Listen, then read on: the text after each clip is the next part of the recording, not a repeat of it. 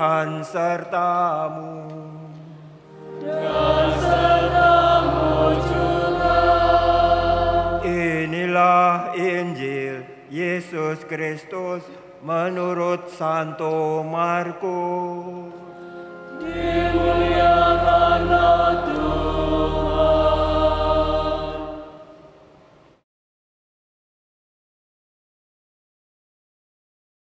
Bab 10 ayat 17 sampai 30.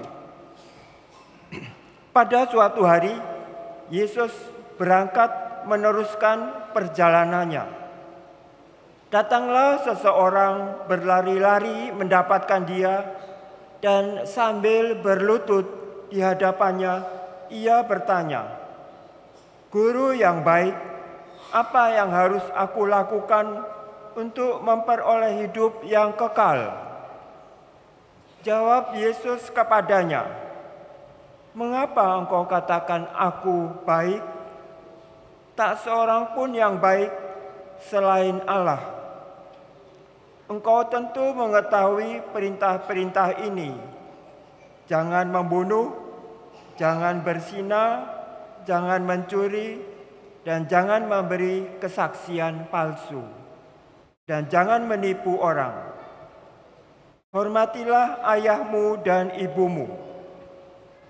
Lalu kata orang itu kepada Yesus, "Guru, semuanya itu telah aku turuti sejak masa mudaku."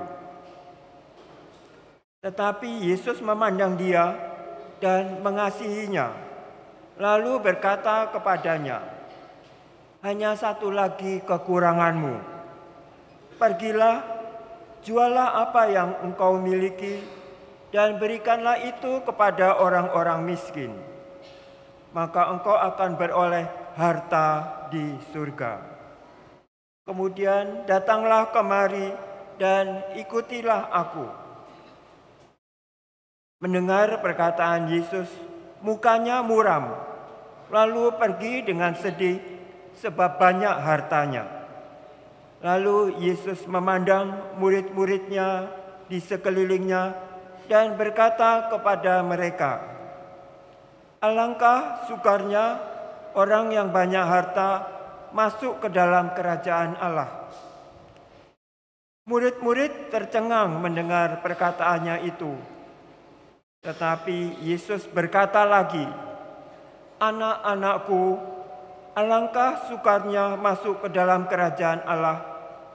Lebih mudah seekor unta melewati lubang jarum daripada seorang kaya masuk ke dalam kerajaan Allah."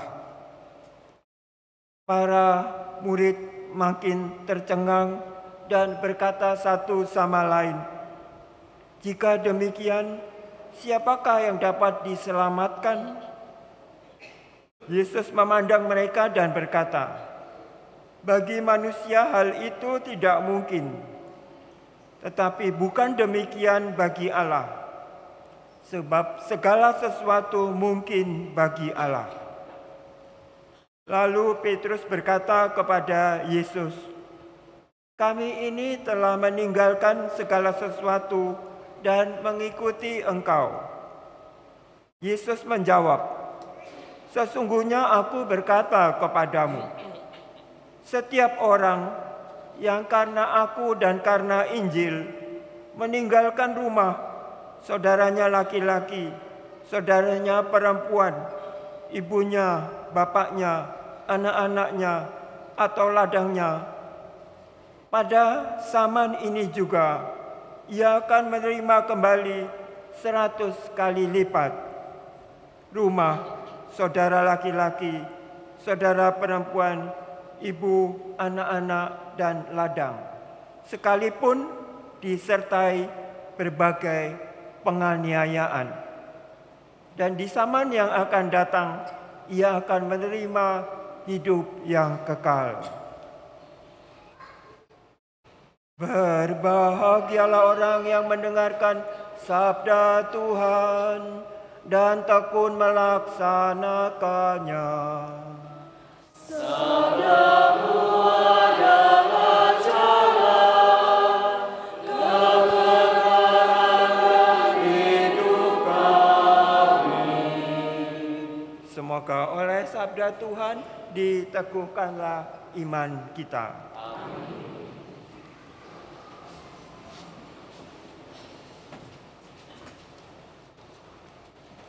Hidup yang kekal. Kata-kata itu sudah sering kita dengar. Tetapi apa artinya? Atau bagaimana kita bisa merasakan hidup kekal itu? Apakah kita bisa membayangkan? Mungkin sulit. Karena kehidupan kita yang sekarang ini seringkali cukup berat. Sehingga kalau mau hidup kekal dalam keadaan yang berat seperti ini, apa artinya? Tetapi orang yang berlari-lari mendapatkan Yesus itu berkata, bagaimana cara bagaimana supaya memperoleh hidup yang kekal. Belakangan tahu bahwa dia kaya, hidupnya senang, dan dia ingin mempertahankan hidup kesenangan dirinya itu untuk selama-lamanya. Baik sekarang di dunia ini, mungkin nanti kelak, mungkin pikirannya seperti itu. Dalam keadaan yang nyaman, aman, hartanya cukup, rezekinya pasti begitu besar, ingin hidup yang kekal. Dia percaya sampai dia berlutut di depan Yesus itu, berlutut. Bagaimana memperoleh hidup yang kekal? Dia percaya guru itu yang mungkin sudah terkenal di mana-mana. Sehingga pasti dia memperoleh jawabannya. Guru yang kebijaksanaan dan kekuasaannya rupanya sangat kuat. Karena orang buta disembuhkan, orang lumpuh berjalan, dan nasihat-nasihatnya supaya bertobat dan mewartakan kerajaan Allah, supaya manusia bertobat, itu rupanya diikuti banyak orang. 5.000 orang tidak akan kelaparan karena sekalipun berjalan bersama dia sampai hari menjadi gelap, toh dapat makanan. Entah dari mana makanan itu. Guru yang bijaksana itu. Hidup yang kekal. Kita pun ingin hidup yang kekal. Tetapi kita ini karena sengsara hidupnya di dunia ini, kita berpikir ada zaman yang akan datang mungkin. Hidup yang kekal, Yesus pun nantinya juga akan berkata, barang siapa mengikuti aku, pada zaman ini juga ia akan memperoleh hidup yang kekal itu. Pada zaman ini juga, di samping kesengsaraan atau penderitaan kita, atau kesusahan hidup,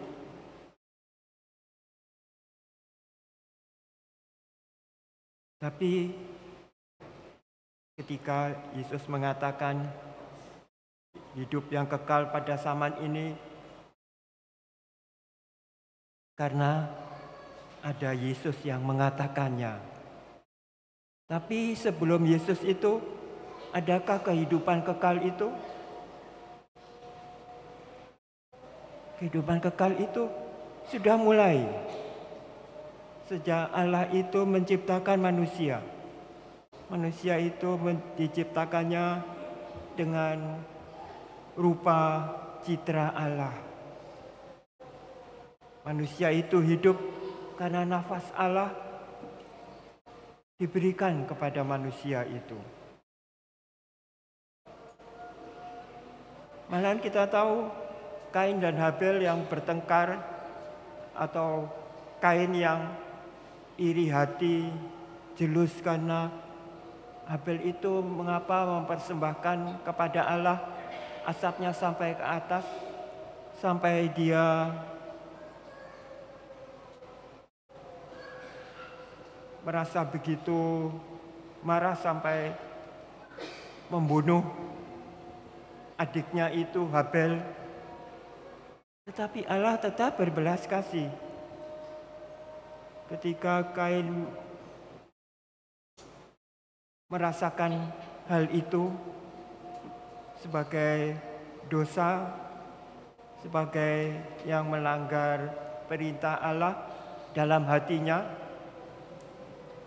maka Allah itu berkata, tidak seorang pun akan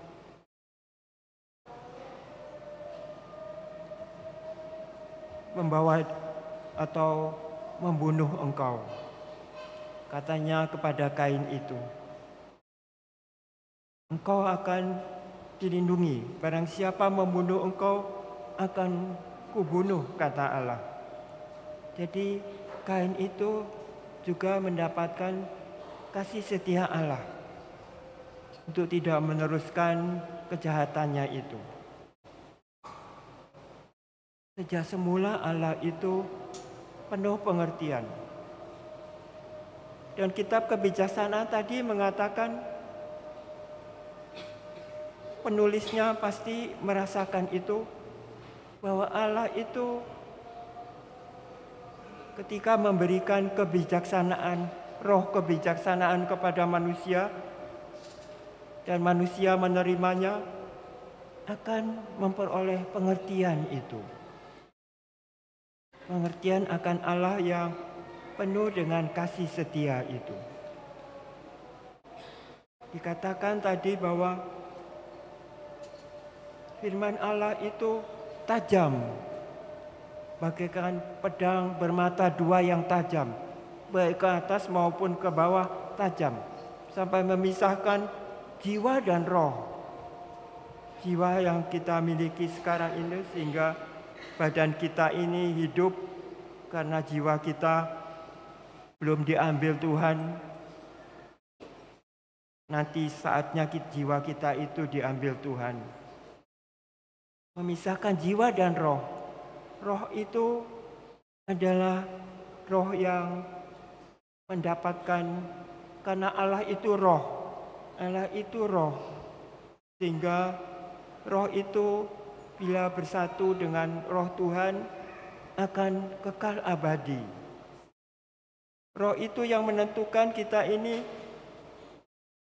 orang jahat atau orang baik. Kalau kita menjadi orang baik, kita akan disatukan dengan Tuhan. Tuhan itu nama. Tuhan itu terjemahan dari Yahweh. Itu Tuhan nama Allah. Sedangkan Allah itu Elohim. Sehingga kita menyebut Allah itu artinya makhluk yang adikodrati di luar manusia yang kodrati ini. Allah itu seperti kita mengatakan manusia, kita ini manusia. Tetapi Allah itu tingkatannya jauh. Dia yang menciptakan alam kita ini.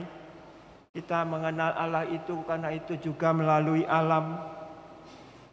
Tetapi terutama juga karena perbuatan-perbuatan baik yang ditanamkannya di dalam hati kita.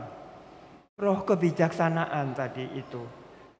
Roh kebijaksanaan itu yang membuat kita itu tahu antara perbedaan antara jiwa dan roh. Antara sendi dan sumsum. Kita punya bersendi sehingga kita bergerak, bisa berusaha. Sumsum itu yang memberi makan kepada sendi-sendi itu, supaya diminyakinya sendi-sendi kita ini, sehingga kita bisa berjalan bergerak menuruti pikiran hati kita. Tadi dikatakan pikiran hati kita. Kalau pikiran hati kita itu menerima kebijaksanaan dari Tuhan, lalu kita mengerti. Sehingga di zaman apapun sejak permulaannya, Tuhan itu sudah memberikan kesempatan kepada kita untuk memperoleh hidup yang kekal itu. Hidup dalam kerajaannya. Itu kebijaksanaan. Sehingga kita boleh bergembira. Tuhan Yesus juga mengatakan kepada orang itu, "Mengapa kau katakan baik? Hanya Allah yang baik. Allah itu yang baik."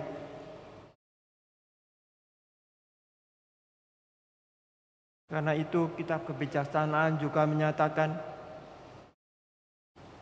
harta kekayaan apapun tidak akan membuat kita happy, bahagia. Tetapi apa yang membuat kita bahagia itu? Karena kita menuruti perintah Allah itu dalam hati dan budi kita. Hati dan budi kita itu yang mempertimbangkan mana perbuatan baik itu sesuai dengan samanya.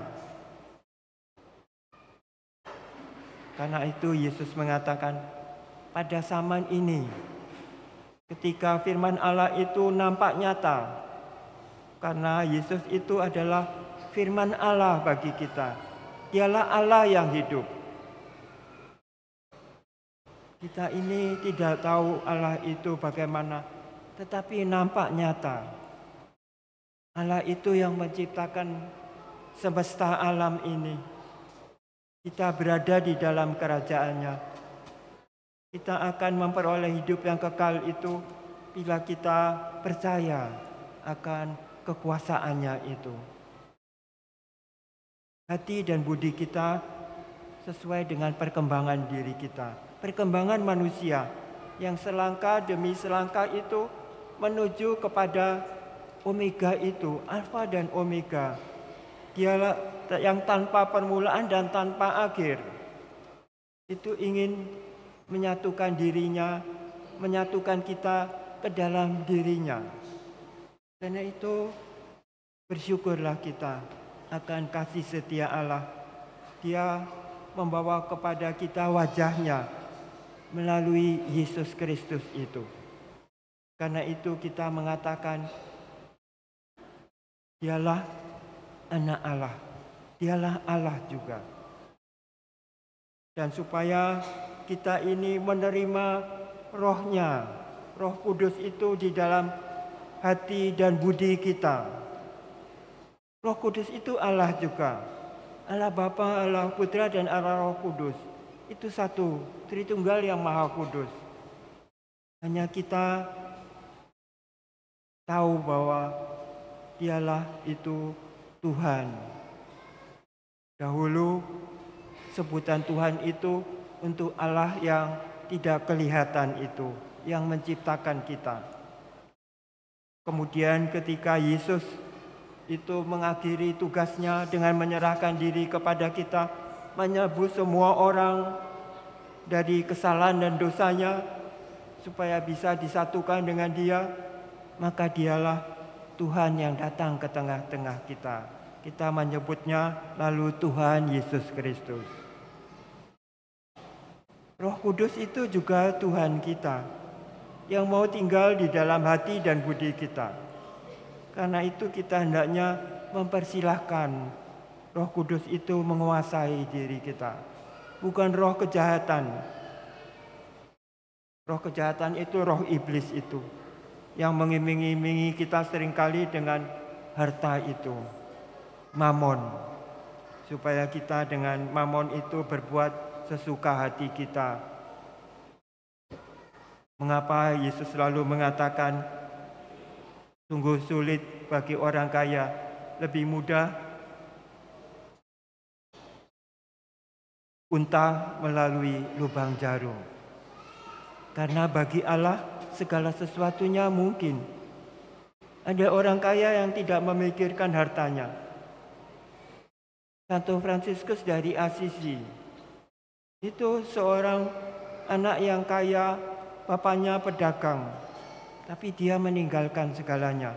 Diberikannya pakaian kepada orang miskin, sehingga orang tuanya mengusir dia tanpa sepeser pun. Bisa terjadi. Bernadette dari Lourdes itu, sekalipun sakit, dia berkata, sakitku ini untuk Tuhan. Kitab Kebijaksanaan tadi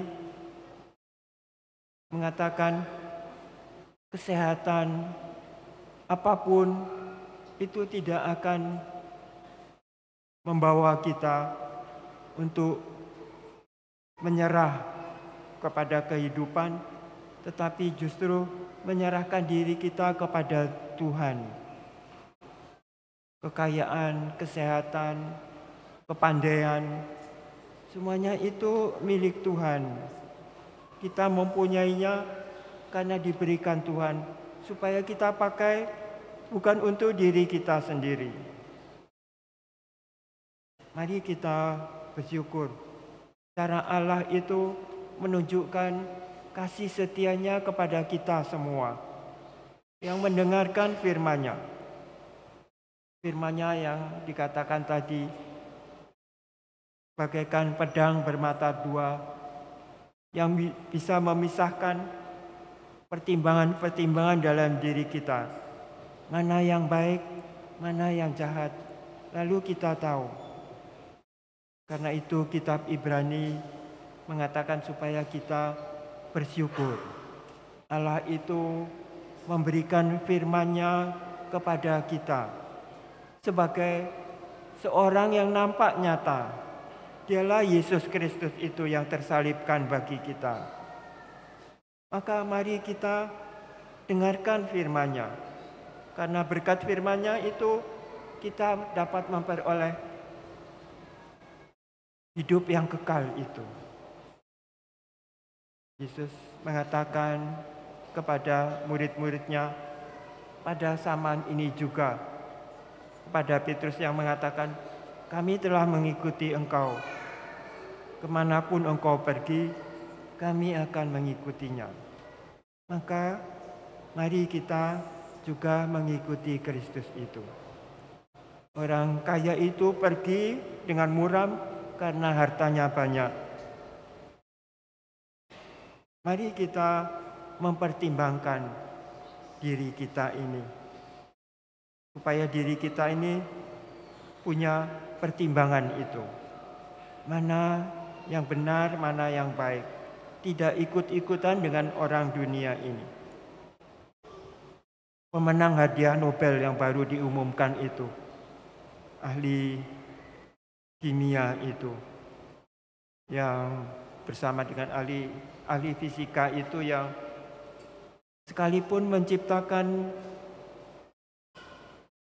artificial intelligence, akal budi buatan yang sekarang merajai di mana-mana. Alat kita itu, HP itu termasuk juga. Kita diiming-imingi. Kita bahkan mungkin dikuasai oleh alat-alat itu, kecerdasan buatan yang membuat dunia ini sekarang sebenarnya bisa baik atau bisa jahat, tergantung manusia penggunanya. Kalau manusia penggunanya itu mempergunakannya untuk kebaikan, maka terjadi hasil yang baik. Bila mempergunakannya untuk kejahatan, lihat saja sekarang. Kita sekarang sering terbujuk oleh iming-iming. Melalui alat itu kita mungkin bisa bermain dengan senang judi online itu, atau ya mendapatkan itu melalui penipuan-penipuan. Artificial intelligence yang membuat itu, yang mendapat hadiah Nobel itu juga mengatakan dia ragu-ragu tentang hasil ciptaannya itu. Apakah akan menjadi baik atau kalau dipergunakan secara salah akan justru meruntuhkan manusia. Dia menerima hadiah itu sambil di dalam hatinya ragu-ragu apakah itu baik. Hasil yang katakan diciptakannya, sekalipun diciptakan meniru hal-hal yang diciptakan Allah. Otak kita itu penuh dengan keajaiban yang Allah ciptakan dalam diri kita. Perasaan-perasaan yang kita, mentalitas kita, apakah itu bisa dipunyai oleh alat-alat buatan itu? Semoga kita mempergunakan segala yang dikatakan modern itu dengan hati-hati. Kitalah yang menentukan apa yang baik dan apa yang buruk. Amin.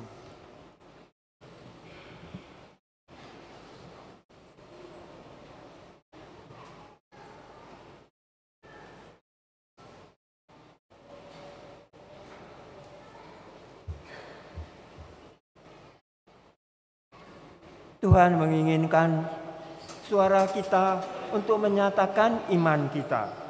Karena itu mari kita bersama-sama. Aku percaya akan Allah, Bapa yang Maha Kuasa, pencipta langit dan bumi, dan akan Yesus Kristus putranya yang tunggal Tuhan kita, yang dikandung dari Roh Kudus, dilahirkan oleh perawan Maria, yang menderita sengsara dalam pemerintahan Pontius Pilatus, disalibkan, wafat dan dimakamkan, yang turun ke tempat penantian, pada hari ketiga bangkit dari antara orang mati, yang naik ke surga, duduk di sebelah kanan Allah Bapa yang Maha Kuasa. Dari situ ia akan datang mengadili orang yang hidup dan yang mati. Aku percaya akan Roh Kudus, Gereja Katolik yang kudus, persekutuan para kudus, pengampunan dosa, kebangkitan badan, kehidupan kekal. Amin. Saudari-saudara kekasih, marilah kita dengan segenap hati dan tulus memanjatkan doa kita kepada Allah Bapa yang Maha Penyayang dan Pengasih. Mengikuti Kristus adalah panggilan hidup yang sejati sebagai putra-putri Bapa yang Maha Kasih. Marilah berdoa kepada Bapa agar kita selalu diteguhkan dalam perjalanan kita mengikuti Kristus, jalan kebenaran dan kehidupan. Bagi gereja umat Allah, semoga Allah Bapa Maha Kasih memberkati gerejanya agar kita semakin teguh dalam mengikuti putranya, satu-satunya jalan menuju kerajaannya. Marilah kita